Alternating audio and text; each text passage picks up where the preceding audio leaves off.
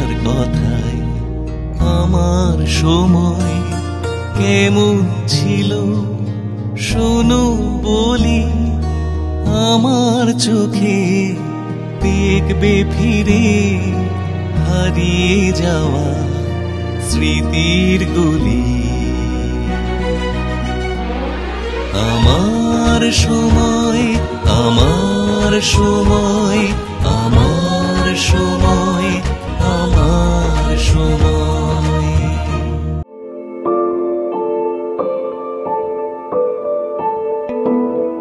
মেদিনীপুরের কাঁথি শহরে জন্ম হয়েছিল তার। তখন বিশ্বজুড়ে চলছে সর্বগ্রাসী মহাযুদ্ধ। সে যুদ্ধের কারণেই ছেদ পড়েছিল অগ্রজের অঙ্কন শিক্ষার পর্বে। কিন্তু বাড়ির সাংস্কৃতিক পরিবেশের আঁচে সেই ছবি আঁকার দিকের টানটি বড় হয়ে উঠল ছোট ভাইটির ক্ষেত্রে। স্কুল শেষ করে অবশেষে এসে পড়া কলকাতায় government college of art and craft নামক এক মহীরুহের আশ্রয়ে। তারপর নানাবিধ কাজের সূত্রে কিছুদিনের এক চড়ুই বেতের জীবন, আহমেদাবাদ, বোম্বাই, কিন্তু শেষ পর্যন্ত শিকড়ের টানে আবারও কলকাতায় ফিরে আসা, কাজের স্রোতপথে খুঁজে পাওয়া ভালো লাগার জগৎকে। তিনি প্রণবেশ মাইতি। বাংলা বইয়ের প্রচ্ছদ ও অলঙ্করণের সমৃদ্ধ ইতিহাসে সহজ সুন্দর কাজের এক অবিমিশ্র ধারা রচনা করেছেন যারা, সেই তালিকায় এই নামটির আসন পাকা হয়ে গিয়েছে অনেকদিন আগেই। প্রচ্ছদ অলঙ্করণের সঙ্গে সঙ্গেই থেকে গিয়েছে ক্যালিগ্রাফি বা কার্ড ডিজাইন নিয়ে ভাবনা চিন্তা, পরীক্ষা নিরীক্ষা। তার শিল্পে চটকদারিতা নেই। বইয়ের প্রচ্ছদের মতোই তার উপস্থিতিতে থাকে না কোনো অহেতুক আড়ম্বরের ধুম, বরং চলনে বলনে এখনও তরুণ শিল্পীর মতোই ছটফটে, অনুসন্ধিৎসু তিনি। অন্তর জুড়ে বয়ে যায় গভীর পর্যবেক্ষণের এক নদী। আর কখন জানি তিনি নিজেই হয়ে ওঠেন আস্ত এক বই, যার পাতায় পাতায় লেখা হয়ে থাকে অব্যক্ত কথাদের ভিড়। কাঁথিতে আমার স্কুল ফাইনাল পর্যন্ত কেটেছে, বুঝলেন। বাবা ওখানে প্র্যাকটিস করতেন, লয়ার। আর আমাদের বাড়ির সবচেয়ে হচ্ছে দাদারা, বড়দা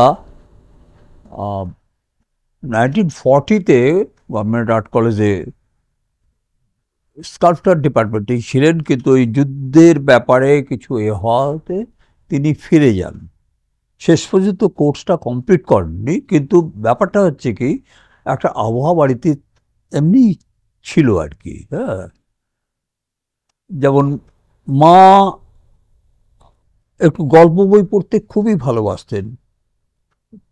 বাড়িতে অনেক পত্রপত্রিকা আসতো মার জন্য, বিশেষ করে শরৎচন্দ্র, বঙ্কিমচন্দ্র, এদের প্রভাত কুমার, এদের বই কিন্তু মায়ের কাছে খুব ছিল। কিন্তু আমি মানে অবাক হই, কেন কোনো প্রবাসী বা ভারতবর্ষেও আমাদের বাড়িতে তখন দেখিনি। এটা কেন হলো আমি জানি না। যাই হোক, এইভাবে চলতো। আর আমার বড়দা বা মেজদা আর শেষদা প্রচুর গল্প পড়তেন আর দেখতেনও। মানে আমি সেইগুলো পড়তাম না, দেখতে পেতাম। যেমন 47 থেকে আমি দেশ দেখে যাচ্ছি, পড়ার কথা কিন্তু বলছি না। আর তখন এতে পত্রিকা যে সমস্ত ছিল, ইদানিং, অচলপত্র, সংহিতা ইত্যাদি সমস্ত কিছুই আমি, তারপরে পরবর্তীকালে আবার উল্টোরথ, সিনেমা জগৎ, এগুলোও আসতো। আর মার জন্য আসতো দীপালি, ওটা সিনেমার পত্রিকা, আর মহিলা। এদিকে সিগনেটের বই, লেডি চ্যাটার্লি, কোনো খেদ নেই ইত্যাদি ইত্যাদি দেখেছিলাম ঠিকই, কিন্তু তখন সত্যজিতের বলে এগুলো কিন্তু জানতাম না। হ্যাঁ, সত্যজিৎকে অনেক পরে জানলাম, যখন শ্রীমতীটা দেখে যখন, তার আগে কাভার দেখছি কিন্তু তার বেশি কোনো ইন্টারেস্ট আমার ছিল না। স্কুলে অতি সাধারণ ছেলে ছিল অনেক, তা তবে ছবি আঁকার দিকে একটা ন্যাক তো ছিলই, কারণ দাদা তারপরে মা গয়না বড়ি দিতেন, ওটাকে কি বলবো আমি, অনেকটা ডাল বাটার দিয়ে আলপনা, এই কথাই বলবো। তারপর ওই তুলো টুলো দিলে, তখনকার দিনে ওই গাছগুলো খুবই হতো, এখন ওগুলো আমি দেখি না। তুলো দিয়ে কুকুর বানানো, এটে ইত্যাদি। তারপরে হয়তো সেখানে নিচে লেখা থাকলো গড ইজ গুড, একটু এদিক ওদিক করলে কি সাংঘাতিক হবে সেটা ভেবে দেখেছেন? এই ধরনের কাজকর্ম আমাদের বাড়ির পরিবেশটাই এই ছিল। ছবি আঁকার প্রতি সহজাত ভালোবাসার কারণে বই বা পত্রপত্রিকার প্রচ্ছদের প্রতি টান তৈরি হয়েছিল বেশি। ৫-এর দশকে সিগনেট প্রেস থেকে প্রকাশিত হয়েছিল লীলা মজুমদারের শ্রীমতী। প্রচ্ছদ এঁকেছিলেন স্বয়ং সত্যজিৎ রায়। শ্রীমতীর প্রচ্ছদ বিশেষ প্রভাব ফেলেছিল কিশোর প্রণবেশের মনে।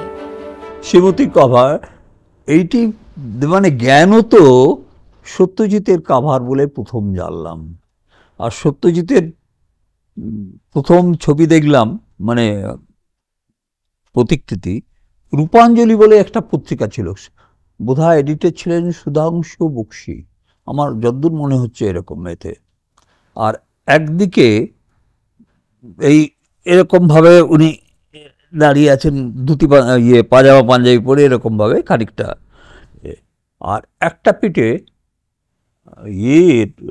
রামকিঙ্করের একটা ছবি ছিল। এটা আমার কাছে এখনো স্পষ্ট আছে, কিন্তু পরবর্তীকালে ওই ছবিটা আমি দেখতে পাইনি। তারপর আমার এই ছিল যে কোনো মতে স্কুল ফাইনালটা পাশ করলেই চলে যাব, মানে government art college. Indian art কলেজের কথা কিন্তু একবারও ভাবেনি। গভর্নমেন্ট আর্ট কলেজের বোধহয় একটা কি তৈরি হয়েছিল, মানে দাদা পড়তেন না চেলিসাইয়েরতেই এই জেনেছিলাম গভর্নমেন্ট আর্ট কলেজে। ঘটনাটা তাই ঘটল, স্কুল ফাইনাল পাস করে 57 করে ওই বছর ভর্তি হতে পারিনি, 58-এ আমি আর্ট কলেজে ঢুকলাম। স্কুল পাশের পর ভর্তি হয়েছিলেন government college of art and ক্রাফটে। 5 বছরের শিক্ষণ পর্বেই শিক্ষক হিসাবে পেয়েছিলেন কিংবদন্তি চিত্রশিল্পীদের, যাদের অনেকেই ছিলেন আধুনিক চিত্রকলার তৎকালীন সংগঠন ক্যালকাটা গ্রুপের সক্রিয় সদস্য। 63-তে আর্ট কলেজ থেকে বেরোলাম অ্যাপ্লাইড আর্ট দিয়ে। হ্যাঁ, অ্যাপ্লাইড আর্ট মানে কমার্শিয়াল আর্ট, কি এটা এখন অ্যাপ্লাইড আর্ট এই কথা বলা হয়। যাক, আমার মাস্টারমশাই ছিলেন মাখন দত্তগুপ্ত আর জগদীশ রায়, আর অন্যান্য এ ছিলেন, তবে এরা ছিলেন মেইন। রতিন মৈত্র আছে, গোপাল ঘোষ আমাদের তো এই সময় ক্লাস নিতেন, আর উনি জু স্টাডির জন্য যেতে হতো, উনি গোপাল ঘোষ নিয়ে যেতেন। হ্যাঁ, উনি তো নিজের মনেই কাজ করে যেতেন, আমরা এদিক ওদিক ঘুরে ঘুরে কাজ করতাম। ওইটা ছিল 3rd ইয়ার থেকে। হ্যাঁ, গোপাল ঘোষ আর জগদীশবাবু আমাদের নিয়ে যেতেন স্কুল অফ প্রিন্টিং টেকনোলজিতে যাদবপুরে।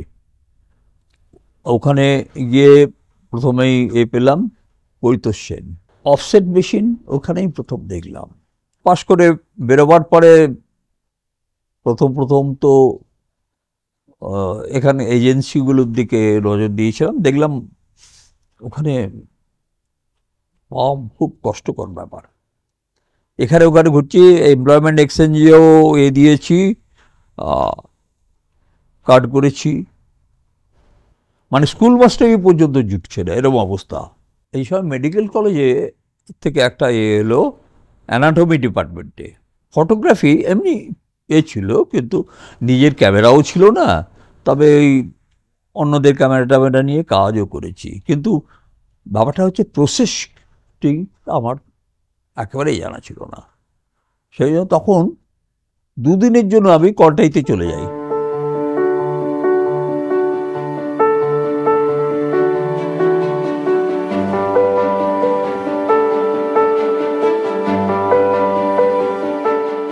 একটা ফটোকপির দোকানে গিয়ে ডার্করুমের কাজটা দেখলাম কিভাবে করা হয়, করে এসে যথারীতি পরীক্ষা দিতে গিয়ে দেখলাম তো আমাদের ইয়ারের এমনকি আরও সিনিয়র যারা তারাও পর্যন্ত এসেছে।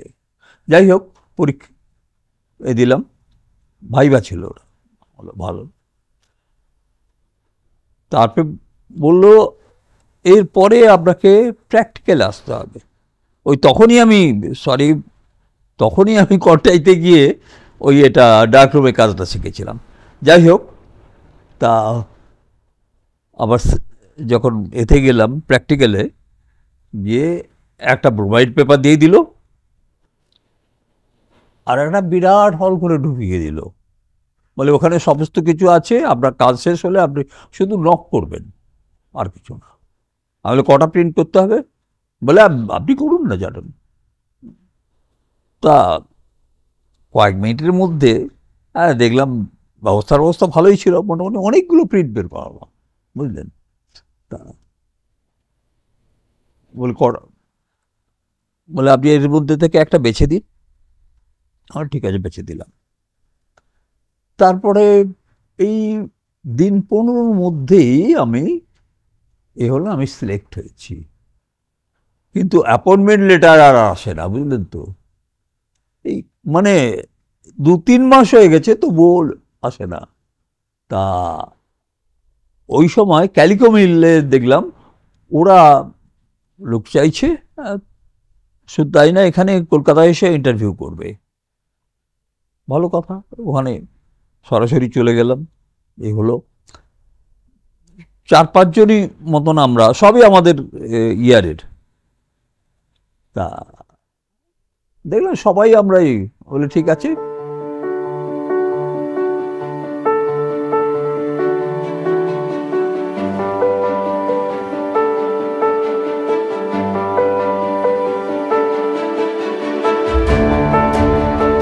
আর একটা সিল্ক স্ক্রিনের কাজও দিয়ে ডিজাইন করা ইত্যাদি এই সমস্ত করতো, কিন্তু বেশি দিন নয়, এই কাজটা আমার ভালো লাগেনি। একঘেয়ে সেই ডিজাইন করা।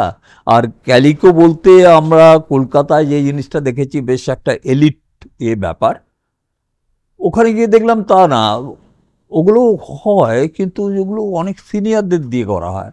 আমাদের ওদের মার্কেটিং হচ্ছে গ্রাম এতেই চলে।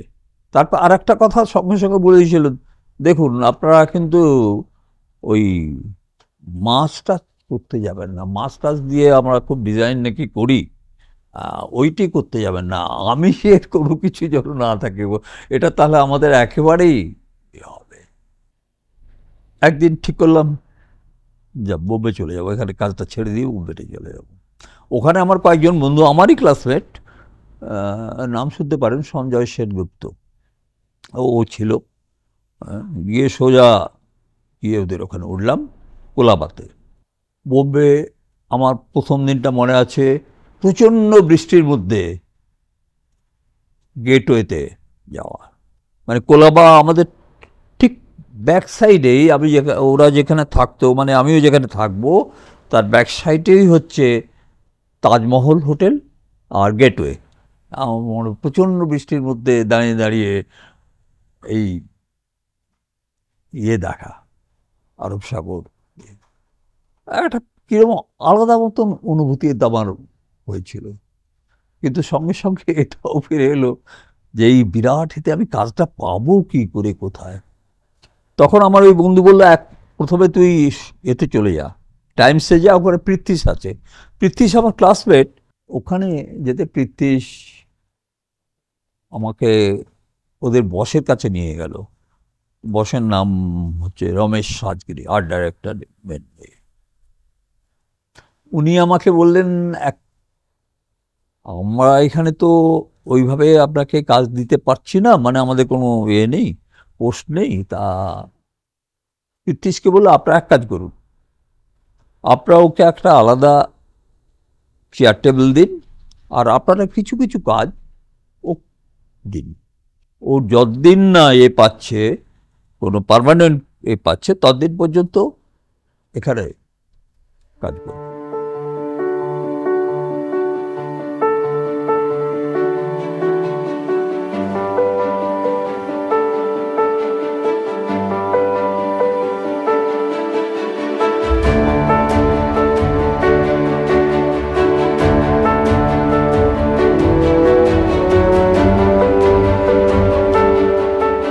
সঞ্জয়দের ওখানে যেখানে থাকতাম আমি কোলাবাতে, ওদের ওই সঞ্জয়ের সঙ্গে আপনার চিত্তপ্রসাদের একটা কীরকম যোগাযোগ ছিল।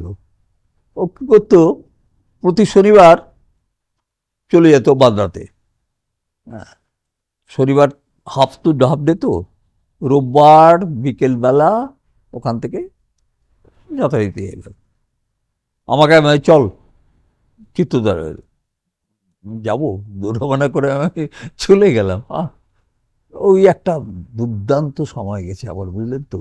ওই একটি লোককে দেখা, মানে একটা ঘরের মধ্যে 4টে দেওয়ালে না একেবারে সিলিং পর্যন্ত বই ঠাসা, একটা করে একটা টেবিল, একটা লাইট এরমভাবে ঝুলে এসছে, তাতে আবার উনি কাগজ জড়িয়ে ওটাকে আরো স্কুইজ করে দিয়েছেন, সে লাইটটা বইতে পারে এটা।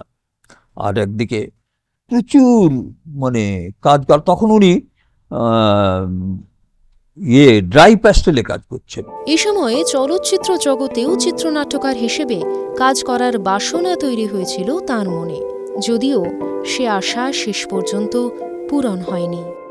চিত্তদার ওখানে, চিত্তদার সঙ্গে আরেকজন থাকতেন, তিনি হচ্ছেন সবিতা চৌধুরীর ভাই।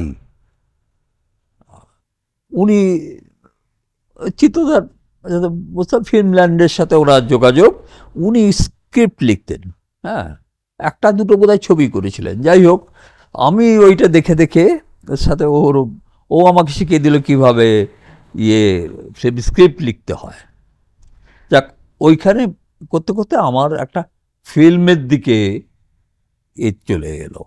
যাক, এইভাবে কিছুদিন কাজ করবার, বছর 3 কাজ করবার পরে একদিন না, কলকাতায় ফিরে যাব কেন জানেন তো, ফিল্মে কাজ করব বলে। মানে কি দুঃসাহস করতে পারে। এক রিলেটিভের এতে আমি কণিকা মজুমদারের সাথে আলাপ হয়। কণিকা মজুমদারের দিদি কন্টাইতে থাকতেন, উনি ব্যবস্থা করে দিলেন সত্যজিতের সাথে আমার একটা অ্যাপয়েন্টমেন্ট। ইতিমধ্যে আমি কাজ গ্রহণের স্ক্রিপ্টটা লিখেছি, বিমল করে গ্রহণ। একদিন যোগাযোগ করে চলে গেল, বলে চলে আসুন। এসে গেলাম, কিছু প্রশ্ন কি করেন টরেন ইত্যাদি ইত্যাদি বললেন। আমি স্ক্রিপ্টটা দিয়ে এসেছিলাম সত্যজিৎকে, তা উনি বলে আমি দেখে রাখবো, আপনি এত তারিখের পরে আমাকে ফোন করবেন। এক নির্দিষ্ট দিনে আবার গেলাম, গিয়ে দেখলাম উনি পুরো এটা দেখেছেন, মানে দাগ দিয়েছেন স্ক্রিপ্টটাতে। এবং এইভাবে তো হবে না, এইভাবে আপনি প্রথমে সিকোয়েন্সগুলোকে ঠিক করুন, তারপরে এই আমি ট্রিটমেন্টও করে ফেলেছিলাম সঙ্গে সঙ্গে। সেটা বা হয় না, বলে পুরোটাই আপনি সিকোয়েন্স তৈরি করুন, তারপরে করবেন। পরবর্তীকালে মানে ওই সময়ের এতে মৃণাল সেনের অ্যাসিস্ট্যান্ট চাঁদুর নামটা ভুলে যাচ্ছি, ইন্দোর সেন প্রথম কদম ফুল করছে, ওখানে আমি পুরো সময়টা ওখানে মোটামুটি। কিন্তু ব্যাপারটা হচ্ছে কি, পকেটে কিছু নেই, হ্যাঁ, এইভাবে স্ট্রাগল করতে পারবো না। তা একদিন হঠাৎ শুনলাম যে পোর্ট ট্রাস্টে লোক নেবে, চলে গেলাম। কলকাতার সাংস্কৃতিক পরিমণ্ডলের সঙ্গে ধীরে ধীরে সখ্য গড়ে উঠেছিল তাঁর। রাসবিহারীর মোড়ে অমৃতায়ন রেস্তোরাঁয় যে আড্ডা বসত, সেখানে যাতায়াত শুরু হয়েছিল। এখান থেকেই ধীরে ধীরে পেলেন নতুন কর্মজগতের খোঁজ। আর এদিকে আমার আর একটা আড্ডা তৈরি হয়েছিল, তার মধ্যে ছিলেন রমানাথ রায়, সুনীল জানা, সুব্রত সেনগুপ্ত, তারপর পুষ্কর দাশগুপ্ত, যজ্ঞেশ্বর রায়, এরকম একটা বেশ ভালো আড্ডা হতো। প্রতিদিনই সন্ধ্যের সময় আমাদের আড্ডা ছিল ওই ব্যাপারটা। আর রোববার দিন দুবেলা, সকালবেলা আমরা ওই জায়গায়। তা ওই আড্ডাতে একবার তো আমি হচ্ছি শ্রোতা। আর একটা ব্যাপার হচ্ছে, ও কিছু লিটল ম্যাগাজিন তখন বেরোতো, তাদের একটা করে হেডপিস করতে হতো, ওইটুকু আমার কাজ ছিল। আর আমি এদিকে শ্রোতা। তখন ওই একটা নাম লেখাবো, মানে ওই পত্রিকাগুলোর, ওই থেকে আমার ক্যালিগ্রাফির দিকে একটা নজর আসে। হ্যাঁ, পরে আমি ওটাকে কাজে লাগিয়েছিলাম। যেমন মনে আছে সেই সময় জিরাফ বলে একটা পত্রিকা ছিল, আমি বর্গজ হস্যই রয়াকার ফটাকে একেবারে টেনে নিয়ে গিয়েছিলাম এদিকে, গিয়ে মোটামুটি কাভার। একদিন ঠিক করলাম যে আচ্ছা লিনো কেটে যদি এরকমভাবে করা যায় কী কর। আমি প্রথম এক্সপেরিমেন্ট আরম্ভ করেছিলাম এখানে। ওইখানে একটা প্রেস ছিল ভবানীপুরেই, তা ওদের জানাশোনাই ছিল। গিয়ে ওখানে এ করলাম কি, ওই ব্লকের যে মাপ হয় সেই মাপে লিনোকে পেস্ট করে বসে বসে প্রিন্ট করলাম। এই করবার পরে আমি পিঁপড়ে হাতি বলে বলরাম বসাকের একটা বই করলাম, যার মানে 7-8টা মানে ফুল পেজ ছবি করেছি আর প্রিন্ট করেছি ওইভাবে। ওই সবগুলো ইনসার্ট করা, যদিও কভারটা লেটার প্রেসে ছিল। ওই এটা দেখবার কিভাবে পূর্ণদা দেখেন, আমাদের আড্ডাতে অসিত পালও আসতো মাঝে মাঝে। একদিন এসে বলে, এই তুই পূর্ণদা তোকে ডেকেছে, যাবি।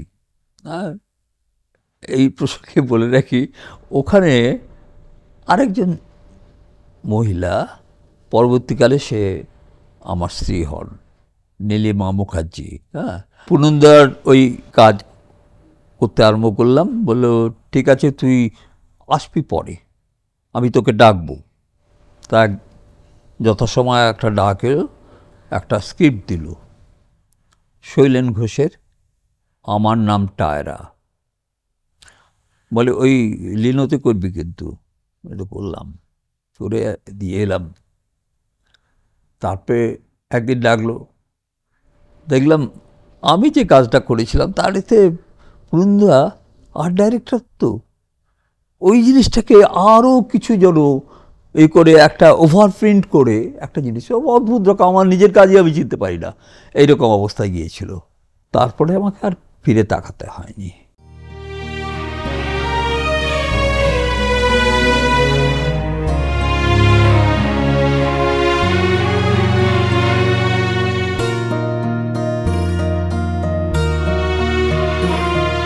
সাদা কালোর সেই দুনিয়া যা লেখানে ইতিহাসে অতি ছুঁয়ে সময় আমার বসবে সে তোমার পাশে। আমার সময়, আমার সময়, আমার সময়, আমার সময়।